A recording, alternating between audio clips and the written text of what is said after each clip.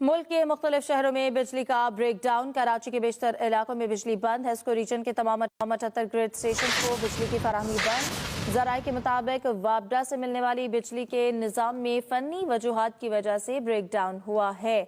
मुल्क के मुख्तलिफ शहरों में बिजली का ब्रेक डाउन। कराची के बेशतर इलाकों में बिजली बंद है। हेस्को रीजन के मुताबिक 78 ग्रिड स्टेशन को बिजली की फराहमी भी बंद है। जराये के मुताबिक वापडा से मिलने वाली बिजली के निज़ाम में फनी वजूहात की वजह से ब्रेक डाउन हुआ है। मुल्क के मुख्तलिफ शहरों में बिजली का ब्रेक डाउन जारी है। कराची के बेशतर इलाकों में बिजली बंद है। हेस्को रीजन के तमाम 78 ग्रिड स्टेशन को बिजली की फराहमी बंद है। जराये के मुताबिक वापडा से मिलने वाली बिजली के निज़ाम में फनी वजूहात की वजह से ब्रेक डाउन हुआ है। मुल्क के मुख्तलिफ शहरों में बिजली का ब्रेक डाउन। कराची के बेशतर इलाकों में बिजली बंद है और हेस्को रीजन के तमाम 78 ग्रिड स्टेशन को बिजली की फराहमी भी बंद हो चुकी है। जराये के मुताबिक वापडा से मिलने वाली बिजली के निज़ाम में फनी वजूहात की वजह से ब्रेक डाउन हुआ है। मुल्क के मुख्तलिफ